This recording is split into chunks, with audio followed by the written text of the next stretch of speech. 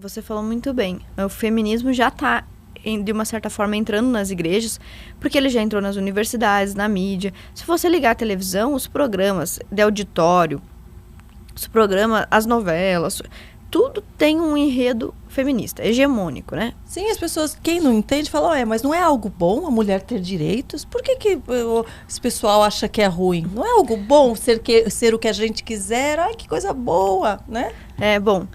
Sim, seria bom se feminismo fosse os direitos, seria muito bom, né? Se fosse nós termos os nossos direitos e sermos o que quisermos. Seria bom.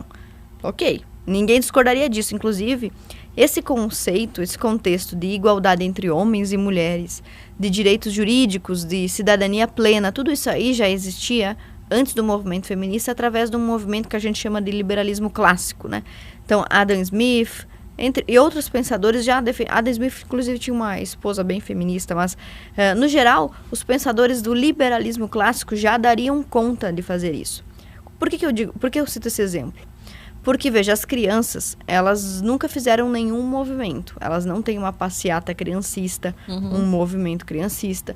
No entanto, a sociedade concedeu às crianças inúmeros direitos e cada vez mais nós tentamos proteger as nossas crianças. Ou seja, a sociedade caminha para níveis de maturidade, e maturidade oscila, na verdade, né? Mas a sociedade é capaz de evoluir, o ser humano é capaz de evoluir culturalmente ao ponto de identificar injustiças e tentar diminuí-las com reformas, com pequenas reformas, com atualizações na legislação e tudo mais. Tudo bem, né? Então, esse movimento pró-direitos, ele já aconteceria através do liberalismo. A questão do movimento feminista ele não é uma luta por direitos iguais, ponto. Se fosse isso, não teria por que existir mais movimento, porque não existe na legislação nenhum direito que os homens tenham que as mulheres não tenham. Pode procurar, pode revirar a Constituição, CLT, justamente o contrário acontece. Então, só para você ter uma ideia, a CLT proíbe as mulheres de pegarem peso no trabalho se for um saco, uma embalagem, uma caixa de mais de 20 quilos. Então, a mulher tem uma vantagem trabalhista, ela não pode carregar peso no trabalho. O homem pode, e ele recebe o mesmo salário, mas a mulher faz menos esforço físico. Além disso, a CLT diz que a mulher pode se aposentar relativamente mais cedo, enquanto a expectativa de vida do homem é inferior, ou seja, a mulher morre mais tarde e se aposenta antes, além de ter licença maternidade, além de ter dispensa para cuidar de parentes enfermos, acompanhar os filhos na escola e sucessivamente. Então, existem muitas vantagens previdenciárias, existem vantagens econômicas, existem vantagens educacionais. As mulheres são 60% do público nas universidades hoje. Então, de cada 10 pessoas que se formam, 6 são mulheres, né? Então, assim, existem muitas vantagens. Primeiro que o movimento feminista não fala de nenhuma vantagem, porque ele tem de propósito o objetivo de fazer as pessoas pensarem que as mulheres estão sendo sempre oprimidas e sempre em desvantagem. Quanto mais a mulher se sentir infeliz, vulnerável, com medo, ou deprimida, insignificante, menor, impotente, quanto mais mal a mulher se sentir, mais o movimento feminista justifica a sua existência. Esse é o primeiro ponto. O segundo ponto o movimento feminista não é só isso. O movimento feminista é a teoria de gênero. O que é a teoria de gênero? A concepção de que a sua sexualidade é fluida, de que uma coisa é o seu sexo biológico e que outra coisa é a sua identidade sexual. E que você pode fluir, dependendo da sua vontade, de um sexo para outro, de um gênero para outro. Que a sexualidade é pura performance. Então, se você se sente uma mulher, você é uma mulher. Se você se sente um homem, você é um homem. Dependendo da forma como você se comporta, diria Judith Butler, através da teoria performática e tudo mais. Então, o feminismo é teoria de gênero. Você pode escolher características da sua identidade, que aqui a gente sabe que não é. Eu não posso escolher a cor da minha pele, eu não posso escolher quantos anos eu tenho, eu não posso escolher qual é o meu sexo. E por mais que eu quisesse ter um olho azul igual ao da Karina, eu não posso dizer, olha, pessoal, a partir de hoje quero que vocês me enxerguem com o olho azul da Karina. Né? Então, existem informações biológicas que são inegociáveis, certo? Então, essa é uma questão que está intimamente atrelada ao movimento feminista. Isso é feminismo. Aí eu pergunto, você quer ser cristã e feminista? Você concorda com isso? Outra coisa que o movimento feminista defende são as bandeiras do casamento, do movimento GLS, né? O movimento GLS. Bom, se as pessoas podem casar ou não no cartório, constituir patrimônio, herança, plano de saúde, tudo isso daí deve ser discutido na esfera civil, né? Para discutir isso. pode, não pode, tem direito ou não tem direito à pensão, à vontade. Isso é uma questão de direito, pode ser debatido na política e discutido.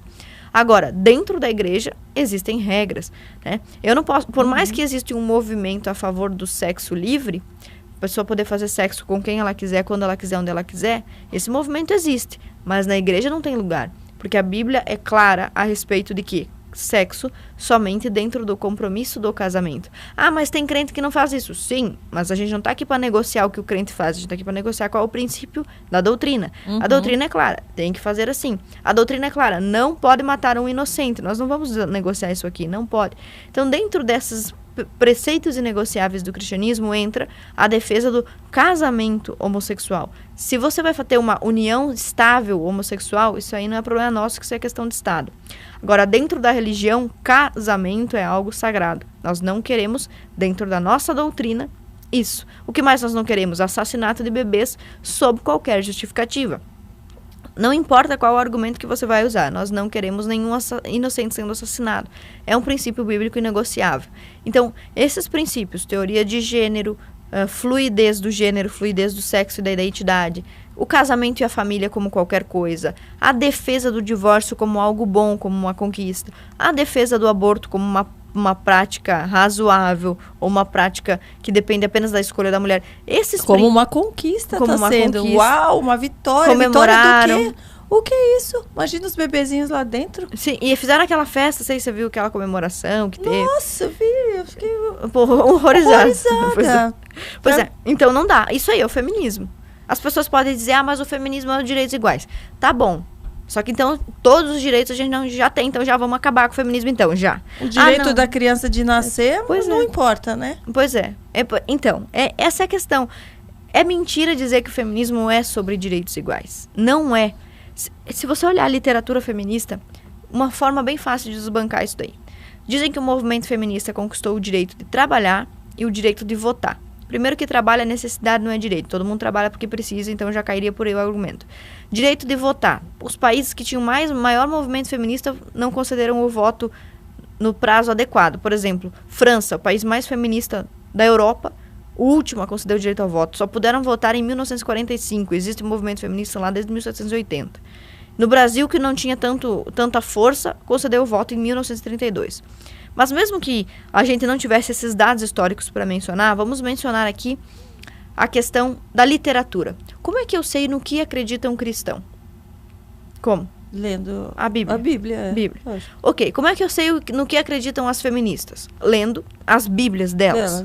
Quais são as Bíblias delas? Os manuais delas. Os manuais delas, os livros delas. Bom, vamos lá. Tem um livro que é considerado proto-feminista, que foi publicado em 1790, que se chama Reivindicação dos Direitos da Mulher. Esse livro fala a palavra direitos, né, no título, e vai especular sobre o direito de estudar. Esse livro. Fim. 1790. Depois, todos os livros subsequentes, então de cada 1000 livros feministas, um falava sobre direito. Todos os outros, 999, falavam sobre o quê? Sexo. Primeiro livro publicado, vamos lá, vamos voltar no tempo. 1920, 1928, O Pivô da Civilização, livro escrito pela feminista Margaret Sanger, sobre o que era aborto, eugenia, 1920. Depois, Beth Friedan escreveu A Mística Feminina em 1963, sobre o que era.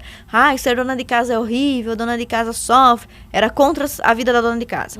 Segundo Sexo, de Simone de Beauvoir, sobre sexo. Política Sexual, da Kate Millett, sobre sexo. Dialética do Sexo, da Shulamit Firestone, sobre sexo. Manifesto Scum, da Valerie Solanas, sobre sexo. Judith Butler escreveu Problemas de Gênero, sobre o quê? Sobre sexo. Então, os livros das feministas são sobre sexo, divórcio, aborto, promiscuidade. É sobre isso que elas escrevem. Por que as adolescentes, as jovens continuam dizendo o movimento feminista é sobre direitos iguais? Se você vai olhar a literatura feminista até 1990, só tem livro sobre sexualidade. É só livro sobre revolução sexual, sobre acabar com casamento, sobre acabar com matrimônio, monogamia, família tradicional cristã. Esse era o assunto delas. Hoje, fica super na moda as feministas adolescentes aí de 16 a 20 anos ficarem falando sobre direito ao voto.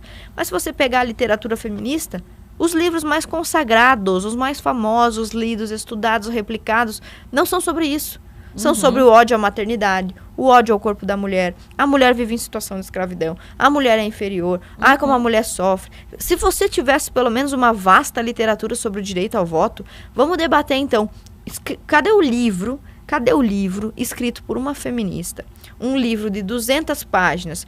Tudo bem, não tem 200, tá 150 páginas. É engraçado, quanto mais feminista, né, parece que elas são, menos femininas elas Também são, tem né? isso. É uma loucura.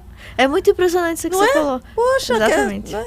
Embora não exista um movimento machista, não existe, né? Assim, É uma partido. percepção de fora, não sei. Não, mas você tá correta. Né? Tanto que a Judith Butler, que é a feminista de Quinta Onda, o pessoal procura uma foto dela aí depois, que ela parece com aquele cantor que se converteu ao cristianismo, Chris Duran. Ela parece um homem, que não teria problema nenhum se ela fizesse isso porque ela quer. Mas ela faz isso por uma proposta política. Ela se veste, se comporta, tudo que ela faz tem um fundo político. E você falou isso muito interessante, porque embora não exista um movimento machista, não existe, assim, partido machista. Um movimento machista, o machismo do mundo, direitos machistas, não existe. Existem pessoas machistas, supondo, né? Todo mundo deve conhecer aí alguém que é grosseiro, estúpido, machista, sei lá. Mal educado não é sinônimo de machista, mas deve existir aí alguém que conheça um homem realmente machista. A mulher não pode dirigir. Deve ter esses malucos aí pra alguém. Mas nem por isso eles ficam, né, tentando ficar parecidos com as mulheres. Não, tudo bem. Pois é. Né? Mas então, como é que é um machisto, né? Um machisto na linguagem de gênero. O machista, segundo as feministas, é aquele cara para quem ser macho é a coisa mais incrível do mundo. Ser macho é bom. Bom, então a feminista... Devia se achar maravilhosa de tão feminina que ela é. Ser fêmea é a melhor coisa do mundo. Ser feminina é maravilhoso. Ser mulher é perfeito. Olha como as mulheres são mais inteligentes. Existem tantas coisas que as mulheres são mais do que os homens que não são exploradas. Por exemplo, a mulher tem maior acuidade visual. Tipo, a gente tem desde a infância uma percepção visual melhor. Nós temos melhor capacidade auditiva. Nós temos melhor capacidade, melhor acuidade olfativa. Então a gente sente cheiros melhor, a gente enxerga melhor, a gente ouve melhor. Essas pesquisas estatísticas. O homem, o que ele faz melhor? Força, né? Ele tem mais força, mais capacidade aeróbica, ele consegue correr maiores distâncias por mais tempo sem cansar, ele consegue carregar mais peso. Olha como eles exploram todas as características masculinas como algo bom. Olha como é bom ser forte, olha como é bom. A mulher também tem as suas peculiaridades e coisas que só ela pode fazer. E uma delas, além de todas essas características que eu mencionei, uma delas é a própria maternidade. Por que a mulher não explora a maternidade? Por que ela não eleva, elogia? Por que ela não torna a maternidade uma coisa cada vez mais sublime? Que é uma característica essencialmente dela. Por que tudo que é essencialmente feminino, o feminismo diz que é mal ou que é inventado? Sim. Os homens também, eles se... Ou que é superficial, ou que é futilidade, ou que é vaidade, ou que, né? Exatamente. Por exemplo, cuidar da beleza. Não, você está sendo vaidosa, então você tem que se descuidar. Se você, mas é essencial. E daí mostra que você não liga pro que é... Exatamente, eu tenho que deixar os pelos crescer e tal, né? Descuidar da aparência. E assim, a mulher, uma das coisas que ela tem, olha como Deus é perfeito, né? O homem, ele se atrai pelo que ele vê. E a mulher é mais bonita do que o homem, né? Vamos combinar. Então, assim, nós temos uma característica em nós, é uma coisa que eu acho que é mais legal na mulher do que no homem. Nós somos mais bonitas. Eu acho o corpo feminino mais bonito que o masculino. A gente pode se arrumar e ainda tornar isso mais bonito ainda. Certo? Olha que coisa legal para o movimento feminista falar, né? Sobre a beleza da mulher, incentivar a beleza, incentivar as mulheres a estarem cada dia mais bonitas, que é uma coisa... As mulheres já fazem por essência isso. Se você olhar o que as mulheres assistem no YouTube, o que elas seguem no Instagram, é vídeo de maquiagem, moda e cosméticos. Então, isso as mulheres já fazem. Por que não incentivar isso? O contrário, começa a dizer que tudo isso que a mulher faz em relação à beleza é cultural, é opressivo, Tá padrão. invertendo. A gente tem até medo de acharem a gente bonita hoje em dia, porque o preconceito é o contrário. É o preconceito com quem é bonito, é o preconceito com quem se veste bem, com quem tá magro. Agora, né, é legal ser todo... Todo desorganizado.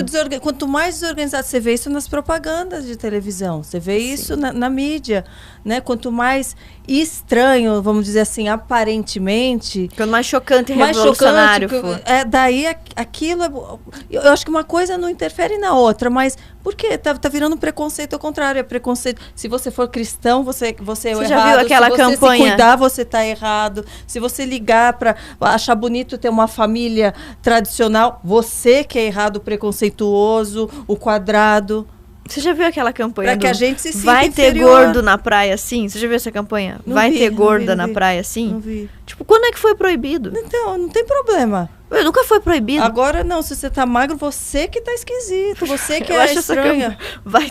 Essa campanha do vai ter gorda na praia, foi assim uma coisa que eu vi no movimento feminista, falei, gente, as pessoas gordas ou magras sempre foram na praia, nunca teve proibido.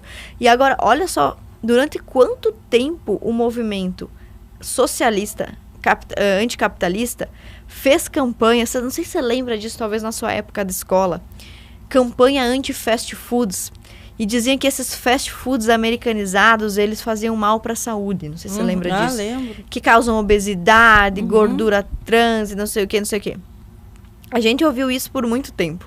Aí agora você tem um elogio à pessoa que está acima do peso, ou até a pessoa que é obesa. Aceite seu corpo. Olha só, existem graus de saúde. Você pode ser uma pessoa magra e estar doente. E você provavelmente, se você é uma pessoa que está acima do peso, algum problema você vai ter relacionado a isso, né? Você vai ter diabetes, colesterol, ou você está sedentário demais, o que ser sedentário também não é bom.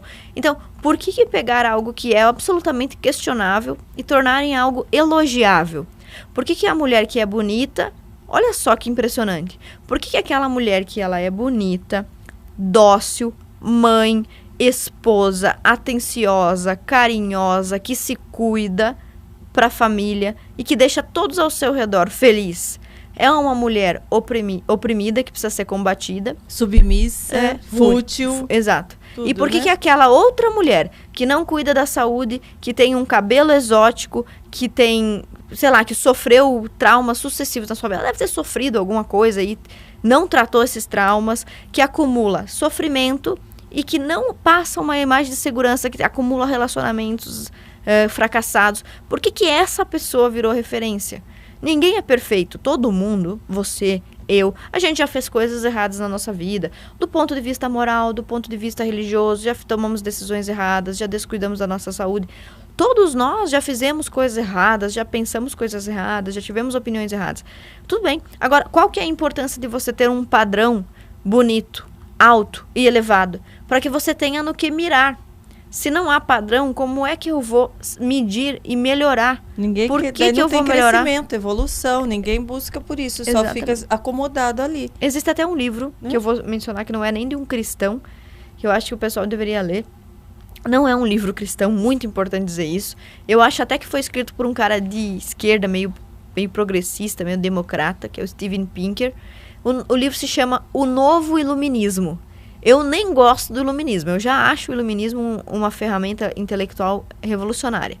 Só que este livro parece uma autocrítica da esquerda, que se chama O Novo Iluminismo, onde ele diz o seguinte: mesmo os nossos princípios progressistas, iluministas, que eu acho ruim, mas ele acha bom, mesmo esses foram abandonados, de modo que a esquerda precisaria voltar para um novo iluminismo. A esquerda está precisando de um novo iluminismo, porque a esquerda deveria ser aquele povo chato, eles deveriam ser aquele povo chato com herança iluminista que fica falando sobre a razão e o cientificismo. Essa era a marca da esquerda em 1790. Eles achavam que a ciência era superior à religião, que eles, por serem científicos, pró-ciência, eram melhores do que os outros. Eles deveriam ser esses caras aí. Hoje eles são os caras que negam a ciência, que negam os riscos da obesidade, que negam que um bebê é uma vida, que negam que homem é homem, mulher é mulher. Então, o Steven Pinker, numa autocrítica à própria esquerda, está dizendo ali: olha, nós precisamos de um novo iluminismo. A esquerda não se enxerga, porque ela está muito bizarra, entendeu? E o movimento feminista está indo junto nisso. Esses dias aí a gente viu a matéria do cara que se sentiu uma menina de 6 anos. Você viu isso? Um homem aposentado, que ele se considera uma menina de 6 anos. Ele sentiu, né? Ele se considera, ele deixou o cabelo crescer, então ele é uma menina, ele usa roupa infantil, então ele se considera. Então daí ele tá certo. Sim, tem que livremente. E aí também tem a ver outro caso aí recente de um cara que conseguiu na justiça o direito de se aposentar mais cedo porque ele se considera mulher. Agora ele se considera mulher. Então assim, esses caras aí, eles deveriam ser os caras pró-ciência. Antigamente, na época do iluminismo... E olha o perigo de se, tem que aceitar tudo, tem que achar... Então, poxa, então pode daí... olha mulher, olha você homem. Então vem alguém que se considera o seu marido e ele vai lá na sua casa, ele pode se considerar seu marido, viver na sua casa. Se considera um gato, uma galinha. Pois é. Que é isso, gente? Não é o que a gente se considera. Isso é uma coisa anticientífica. Poxa. Não é grave isso? Porque eles não falam que eles são os caras da ciência, que nós, eu e você que somos cristãs, somos retrógradas, fundamentalistas, preconceituosas, supersticiosas. Então a gente é o pessoal da religião, tá? Nós somos o pessoal da religião, tá? Então vocês têm que ser o pessoal da ciência. Uhum. O que vocês estão fazendo com a ciência? Vocês não são os caras da ciência? Cadê o respeito à ciência? Não tem. Então, essa discussão feminista, quem é que tem que ficar com o filho? De quem é a prioridade? A criança tem que ser a prioridade do pai ou da mãe. Olha, em questão de organização social, o casal que decide. Mas biologicamente não tem como o marido amamentar a criança. Acabou, ponto final. Os 6 primeiros meses a ciência prova, o leite materno é importante. Se o leite materno vem da mãe, de quem é a prioridade de ficar com a prole? Não precisa falar sobre Bíblia. Vamos falar de ciência. A ciência diz que o colostro, que é o primeiro leite, é importante, que os 6 meses da amamentação são importantes, que os 3 primeiros anos são fundamentais, que os 1000 primeiros dias são fundamentais. Os pediatras falam sobre isso. Se tudo isso é fundamental e está atrelado à figura da mãe, é científico dizer que a mulher tem como sua função primordial, essencial e principal o cuidado com a prole, se ela tiver uma prole. Ponto. Então, eles deveriam defender isso e não defendem. Eles deveriam ser científicos, né? Porque no iluminismo, eles diziam ser os caras da ciência, enquanto nós, os cristãos, né, naquela época, os católicos eram os ultrapassados. Então, eles mesmos perderam essa identidade, né? Identidade científica que eles deveriam ter, cientificista, na verdade.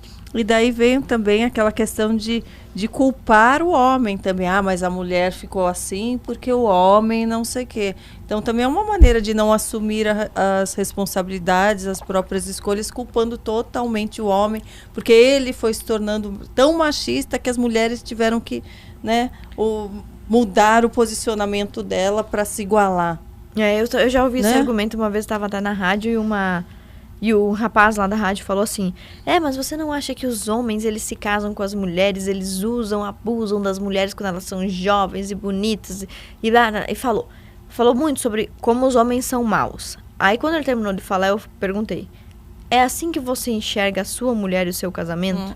Não, o meu não, mas eu vejo os outros. Aí eu falei, cara, por que tu acha que o resto da humanidade é diferente de você? Bom, você ama a tua mulher, você quer vê-la feliz, você quer fazê-la feliz, você carrega peso por ela, você trabalha por ela, você quer comprar presentes para ela, você quer que ela seja feliz, se sinta realizada, você quer inclusive que ela tenha prazer, que ela se sinta satisfeita. Tudo isso você quer para tua mulher. Por que tu tá pressupondo que os outros maridos querem coisas más para suas mulheres? E aí você tá chegando à conclusão de que a maioria dos outros é mal e você é bom. Da onde é que você tirou esse dado estatístico? É óbvio que existem homens maus, mas existem mulheres más também. A Bíblia, inclusive, muito importante dizer isso, a Bíblia não diz que o homem é mais mal do que a mulher. Se você ler a Bíblia inteira, eu já disse, eu li a Bíblia 12 vezes, não existe esse texto. A Bíblia diz assim, o homem é mau, o homem como humanidade, né? O homem como conceito, né? Então, o ser humano é mau. A Bíblia diz isso, o ser humano é mau, né? Todos pecaram, destituídos estão da glória de Deus. Todos, né? Então, não existe essa distinção. A Bíblia não diz que a mulher é mais má ou menos má. Todos são igualmente maus e pecadores. Quando Adão e Eva pecaram, Deus deu um castigo para os dois. Ele não deu só para Eva, foi você que comeu primeiro, vai ser só para você. Então, homens e mulheres são iguais. Só que existem, no que se refere à quantidade de maldade existente dentro de um homem e a quantidade de maldade existente dentro de uma mulher, são totalmente equiparáveis, tá? Então, só qual é a diferença? Os homens, como a gente já disse, eles são mais fortes Uhum. fisicamente. Então, se eles usarem a sua força física, eles vão destruir mais a mulher. Em contrapartida, a mulher tem mais habilidade psicoemocional. Ela consegue manipular, ela consegue mentir. Recentemente, isso é muito impressionante, pessoal, vejam isso. A capacidade da mulher de destruir a vida de um homem sem precisar encostar nele. Uhum. A gente tem vários casos de falsas denúncias. Mostra manipulação mesmo. uma. Mas tem um caso recente. Uma mulher estava brigando com o namorado, isso foi aqui no Brasil. Ela estava brigando com o namorado e ele resolveu terminar o namoro. Então ele terminou com ela não queria terminar.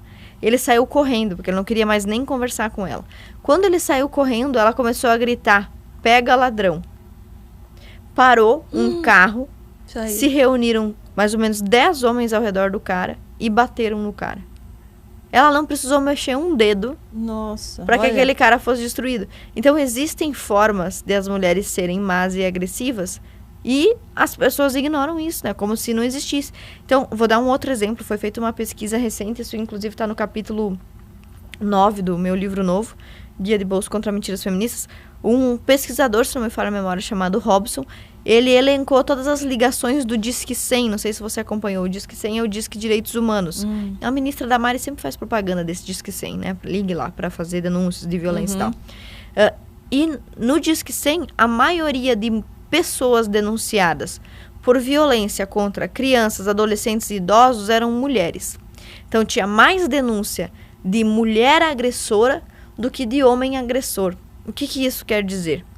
As mulheres, elas agridem quem é mais fraco do que elas. Quem é mais fraco? Criança, adolescente e idoso. O homem agride quem é mais fraco do que ele, que é a mulher, criança e todos os demais. Então, veja, a violência, inclusive dentro de casa, a violência de uma forma geral, ela é um problema de covardia e maldade.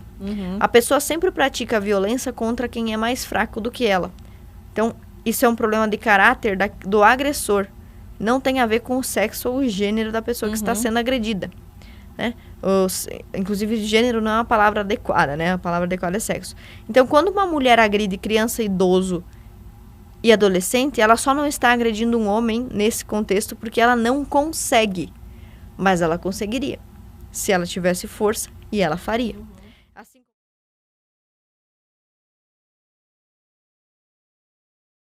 Muito legal esse trecho, muito inspirador, mas não perca o episódio completo.